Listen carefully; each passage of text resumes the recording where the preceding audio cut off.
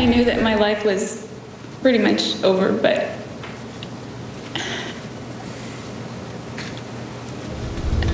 I didn't want anyone to know that that had happened or that I did it. So I started taking steps, or what I could do in the aftermath of it, to try to cover up that I was there. So I did a whole bunch of things to try and make it seem like I wasn't ever there. Is there something about a certain decibel of the voice that creates problems? Decibel, tone, content, sort of a combination of those factors.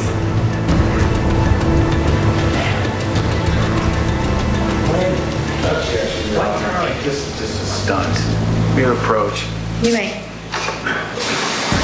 How about that? Quite a difference in demeanor there. And it was, she's the first soundbite we heard. It's after she's killed Travis Alexander. Her life's over, and she got the Kleenex. She's weepy, and then almost a smile as she's going into combat there with the prosecutor Juan Martinez. Let's go over this. Our body language expert Susan Constantine's with us. Hey, Susan, and hey, I want to go back to our experts. Ryan said she's glib. Beth says she's arrogant. Jean says she is secure. You agree with their assessments? First off. First of all, I agree with every one of them, and each one of them have their own perception, and every single one of them are correct, and I'm going to explain why. Remember, we saw Jodi Arias before. We saw her crying, right? We didn't see any tears, though, but did you notice that her mouth was more horizontal? Her mouth was stretched. Her bottom lip was just kind of slightly opened. That was a forced emotion. That wasn't truly felt. Now we're going to go fast forward into this expression that Jean and Ryan and Beth were talking about, and that's called contempt mixed with duping delight. When she feels that she is superior, when she feels that she's extremely confident, when she feels that she's outwitted you, you'll see this little horizontal smirk on one side of the face, always is one side, and it slightly just happens in 1/25th of a second, and then guess what happens? When she thinks that she outwitted you, duping delight happens. So now she feels really confident, and she actually feels enjoyment, enlightenment, and joy that she thinks that she fooled all of us. As you're talking, we can almost see that there. Let's listen to another piece here, and this is she's talking about the Pop Rocks as she's going to combat with Juan Martinez. Let's listen to that. You enjoyed the Tootsie Pops and the Pop Rocks, correct? I enjoyed his attention. No, I want to know if you enjoyed the Tootsie Pops and the Pop Rocks. In your view, you can go through and act and not enjoy it, but also enjoy it. What are you trying to say? Am I allowed to tell you what I'm trying to say? I want to know whether or not you enjoyed it. This encounter that we've been calling Lonnie's baptism, there were some Pop Rocks and Tootsie Pops that were involved, right? No, Lonnie's baptism did not involve Tootsie Pops and Pop Rocks. She even kind of gives the little look to the jury like, this guy's crazy. What's he asking me this for, right? Exactly. But did you see her? She kind of like shrugged her shoulders just a little bit, and she goes, like, gotcha. Smirk happens, contempt, thinks she duped you, and because she duped you, then she now breaks into a smile because she feels that she outwitted you. It is a process. It's called a cluster gesture. And here's the thing is, because Cross has been so tough, she's now unable to conceal all of her emotions based on the neutral affect that she had before. Now here she has no control. And here's the other thing, too, I want to bring forward. This attorney is using a technique that's called cognitive interviewing. It's this great investigative tactic where he's darting around because what he's trying to do is ask her questions from different angles to trip her up because she's remembered everything from the beginning to the end, but now go from the back end, going forward and hitting at different points, and that's what's scrambling her mind. That's why she got upset with her attorney. And when she's kind of stumped, she'll go into the stall there, it seems, as well. She will really stop the action and really contemplate before she's going to launch back into battle. All right, more with Susan coming up here and we're going to show a little bit more on the friendly fire under direct examination. So more with Susan coming up. Again, this is fascinating stuff.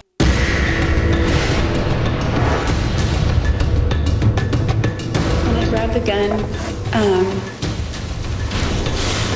gun, I ran out of the closet. He was chasing me. I turned around and we were in the middle of the bathroom, pointed it at him with both of my hands. I thought that would stop him. If someone were pointing a gun at me, I would stop. But he just kept running. He got like a linebacker. He got kind of low and grabbed my waist. But before he did that, as he was lunging at me, the gun went off. I didn't mean to shoot him or anything. I didn't even think I was holding the trigger. I just was pointing it at him. And I didn't even know that I shot him. You said the relationship with Mr. Alexander was very stressful. Some of the sex wasn't. Pardon? Some of the sex wasn't. So you did enjoy the sex then, is that what you're telling me? At times I did. How about that exchange? One of the memorable moments, we'll say, from round one of Jodi Arias versus the prosecutor, Juan Martinez. We're back with our body language expert, Susan Constantine. Susan, some great stuff. Really makes you think, and I think we watch with a different set of lens, especially after hearing it. Let me ask you about that, what we just heard there. She fires the zinger at him about, well, some of the sex wasn't stressful, or it was kind of enjoyable, whatever she said there. Do you think there's any jury members that are going, hey, good for her. Good for her standing up to this guy? I do, because let's talk about a jury. We've got 16 people on the panel, right? Minus 4, so we got 12. We have 12 different personalities, 12 different attitudes, 12 different past experiences, 12 different biases, all clustered together. We have different learning and communication styles. Now, guess what? We're going to get those really feeling people who are saying, oh, poor Jodi, she must have been abused. And then we have the other ones going, wait a minute. Those little engineers are going, the pizzas don't fit. And then you got the evidence. But here's the biggest thing, change in demeanor. I think that people will be able to see this. But the problem is this, though, Mike, is that only 50% at best of people are able to read people's body language accurately. So they may see it, but they don't really know what it means, which can cause 1 out of 6 verdicts to come back with a wrong verdict. Okay. It's scary. Right. You mentioned change in demeanor. We just showed her going toe-to-toe with Juan Martinez. Here, we're going back to direct from her own attorney, Kirk Nurmi, and I believe she's looking down here, and she's being asked about being scared of Travis Alexander. Let's watch that. We'll get your take on it. Yes. Would you start shaking if he got mad at you? Yeah, it depended on his fury and his wrath. When he swore at you? Yes. When he called you a whore? Yes. A slut? Yes. That made you shake. You were scared, right? Were you scared? Yes. All right, they're I'm digging in there, watching, very soft-spoken, looking down the one-word answers. What do you make of that, Susan? Well, first of all, I think you know the answer to that one, because she's got her head tilted down. But sadness, it's not consistent with sadness. The mouth doesn't look, or the face doesn't look like it's actually melting from her face. And she's talking about being fearful. You're not seeing these glazed eyes, these fixed eyes, these deer in headlights kind of look. So when somebody is truly talking about a past experience, it's going to recall that emotion. And that emotion will leak out through their nonverbal. So even when she was talking about the sexual abuse on the little boy, so to speak, did you see disgust? No. When she's talking about things where she was being abused or fearful of being attacked, did you see fear? No. And then when she was feeling sad and she's and very upsetting, do you see her sadness? No. All you see is her head down, no tears, and a runny nose. Really? Got it. Hey, 10 seconds or less. Is her demeanor a winning demeanor for this courtroom in this trial or not? I believe that the first part of it was very convincing. A lot of it was, even though I could read into all the tears. I mean, she could really kind of pull on the heartstrings in certain points. But then the second part of it, I think that she's losing those people that may have voted for her in the beginning. All right, Susan's coming back and help answer your calls.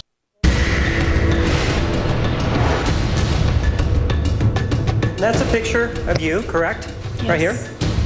And the other one is a picture of your dumb sister, Angela, correct? That's my sister. She's not dumb. May 10th, we'll bring it in, of 2008, right? Yes. Do you remember that you testified that on January 22nd of 2008, you and Mr. Alexander were involved in some sort of violent encounter? Do you remember telling us about that? Yes. And you told us that during that encounter, he threw you down. You remember that? Yes. You wrote, I haven't written because there has been nothing noteworthy to report, correct? Yes. Didn't you tell us, involving the finger, that this injury to your left finger, when Mr. Alexander went to kick you, that happened on January 22nd of 2008? Yes, it did. Show us how bent it is again, ma'am. Higher, so we can see it sideways. On January 22nd of 2008, that would have been before this picture that we have here, which is exhibit number 453. It would have been about 5 months before that, right? It was before that. 5 months, right? 4. 4 months then, right? Yes. You don't have a bent finger here. But that pretty powerful point there. Whenever you get the visuals in there, you're really cementing home your point. Juan Martinez, I think, doing a pretty good job there. But what do you guys think? We're taking your calls right now. We want to know, if you could ask Jodi Arias one question, only one, what would it be? There's the phone number, 1-877-TEL-HLN. We have our experts standing by to help answer your questions. With us in sessions, Gene Casares, Beth Karras. They know this case inside and out. Also back with us, our body language expert, Susan Constantine. Hey, that's not a good sign when we hear the tone right out of the gate. So let's see if we've got Marty with us in Colorado. Marty, you there? Yes, I am. Hey, Marty, what would be your one question to Jodi Arias? I would ask her if this is the first time she's killed or the first time she's been caught. Wow. Why that one? You're really going to come at her with that, huh? You want to trip her up or what? I would, because this is a woman that is very obsessed with men, manipulative, believes she has everybody under control and under her thumb. But she does have a tell when she doesn't have an answer or she has to recall her lie. There's a dimple that appears above her left eye. So Marty... And I don't believe her finger was broken. She's double jointed. There's a whole lot. But I just want to slap her. Okay. Man, Marty, full of insightful analysis. Beth, what about that? Is this the way to go at a witness or a defendant like Jodi Arias? Come at her with a question like that? Try and stump her? Throw her off? Well, I think that if Martinez were to ask that question, there'd be an objection and it would be sustained. I mean, she's going to be questioned, I think, ad nauseum about the killing itself that she says she doesn't remember. She'll be confronted with photographs, I would imagine. You don't remember this, you don't remember this one, you don't remember driving the knife there, you don't remember almost cutting his head off, and you don't remember deleting the photos on the camera and putting the camera in the washing machine. I think if he said, is this the first time you killed, that she would even be able to answer that question. Got it. Okay. Hey, let's get another call in. Linda's with us, New Jersey. Hey, Linda, what would be your one question for Jodi Arias? Hi. Hey. I'd like to ask Jodi if, on the day that she killed Travis, that she tied him up. I'd like to know if she was able to convince him and let her tie him up, and that way she could overpower him. And if I could, I'd just like to tell Beth how much I admire her. Okay, there you go. Compliment to Beth out there. Hey, Gene, what about that? So getting back to the day that she kills him, whether or not it's self-defense, that's why we're here, but and flipping the page there on her. Did you tie him up? What do you think of that? Well, I think there'd be an objection, not based on facts and evidence, because she testified that the rope that was there was used to tie her up.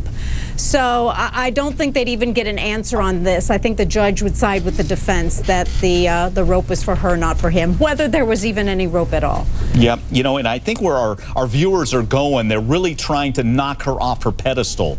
You know, she's very calm, very in control. Gene, you said secure in your one-word answer to her demeanor, so I think that's where our viewers are going. Let's get another viewer in. Brenda's with us, New York. Brenda, what would be your one question for Jodi Arias? I'd like to ask Susan Constantine, the body expert.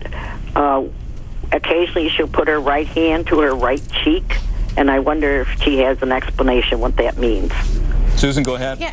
Yes, anytime you're ever putting your hand near your face or your neck, these are all kind of vulnerable areas. This is worry, concern, feeling vulnerable, that she's kind of losing, you know, her sense of strength. So she's feeling very insecure at this point. Got it. And there haven't been a lot of those moments, especially as the day wound down yesterday. She was going toe-to-toe with the prosecutor, Juan Martinez. All right, let's take a quick break. Do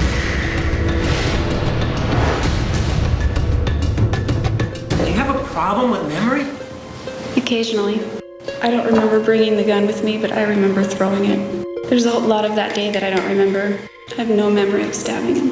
Do you remember dragging him across the floor?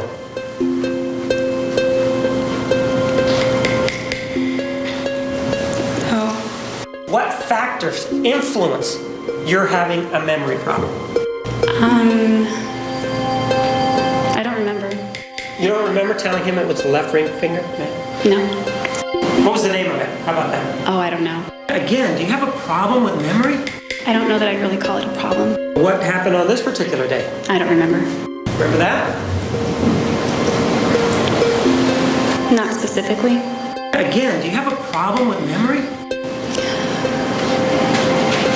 I don't remember. Family home evening starts at 7 o'clock in the evening, doesn't it? I don't remember. I don't remember the times. I don't remember her name. It was 5 years ago almost. I don't know. I don't remember. I don't actually remember it. The blackout defense, will it work? She can remember the price of gas a few years ago, but again, blacking out when she talks about the time when she killed Travis Alexander. We're taking your calls, 1-877-TEL-HLN, and we're letting you vent here. And what question would you ask the defendant? Jodi Arias, if you had the chance. Go back to the phones. Jay is with us in Virginia. Jay, what's your question? Hey, Mike, Hey. and everyone, we appreciate your coverage. You guys do a great job. Been Thanks. following me since way back in the day to Casey Anthony. I would ask her, at the point allegedly where Travis slams her into the tile and after she drops the camera and says, kill you in the B word, does he physically hold her down and keep her from leaving the house, leaving the room, leaving the bathroom, and calling the police? Or does she have enough time to get out? In her story, she goes and grabs a gun and then basically shoots him, and then she can't remember anything else. But does she have enough time to get out of the house and leave the situation? Because if so, then it's not self-defense. Interesting point. Beth Karras, what about that? Where Jay's taking us back to the, I believe as Jodi Arias says, the gun goes off. But before that, does she have a chance to flee, Beth? Well, you know, when she ran down the hallway into the master bedroom, she turned right into the master closet, which leads right back to the bathroom and where the gun was, she says. She could have turned left, and immediate left would have taken her downstairs and out of the house. And what the caller is talking about is what under the law is called a duty to retreat. In some states, there is a duty to retreat to safety when you're asserting self-defense. Before using deadly force, if you can retreat to safety, get away safely, you should not kill someone. And the defense is asking the court not to instruct the jury on that. The judge hasn't decided yet, to my knowledge. It's an open question still. And the defense does not want the jury to consider that she could have just run out of the house. Very good observation on the part of the caller. Absolutely, and very insightful answer as well. Let's go to the phones again. Gwen's with us, West Virginia. Gwen, your question for Jodi Arias. I want to know why, you know, she says she gets stressed out when men raise their voice like Travis and all of them. Anyway, why can she remember shooting him and the big chase and him saying he's going to kill her? That would be very stressful, but she can't remember anything else. The 27, 29 stab wounds or in the throat slitting. There you go. Okay, Gwen, thanks for the question. Gene, there it is again, the blackout defense. I mean, and Gwen is probably asking the same question some jurors are. It's just not adding up. Right. You know, I think that we're in the defense case. We have not heard from the defense expert witnesses yet, a domestic violence expert and a psychologist. They're going to talk about being the victim, as she says she is, of violence to make someone shake. And also, when something traumatic happens in life, I think the defense will say that you don't remember it. There's a blackout period. All right. Again, they're going to have a heck of an expert to explain that one. Let's get one more call in. Linda's with us. Michigan. Go ahead, Linda. Oh, hello, Mike. How are ya? Great. Listen, if I were Juan Martinez, which, by the way, I think is doing a wonderful job, we're not having a cupcake party here. No, we're not. This man was slaughtered, all right? So, you know, he doesn't need to be nice to this woman. I would ask her this. I would say to her, you lived in that house, right? You knew every inch of that house, didn't you? Right? Well, listen, honey, you had your boxes in that garage, and you needed that Social Security number. You had to have it for the next day, didn't you? But you had to walk around the house and peek in the windows because everything was locked. Why didn't you punch the button and punch the code in, honey? Because we all know, you had to know that, didn't you? You knew everything else. There you go. Why didn't you just use the code? Linda. Linda, you're fired up. Well, Susan, let me tell you, we got. I'm telling you, Linda's like many of our viewers, just so passionate about this case. Susan, real quick about that, Juan Martinez and his style. Do you think he's rubbing some jurors the wrong way and coming at her like that? Real quick. He can because the voice inflection, when you hear something all the time, the same tone, you just become immune to it. So I think that he actually has to have a little bit more rhythm and pace in his voice in order. Yes, he has rhythm to. and pacing. Hit what you have to hit and hit hit it hard. All right.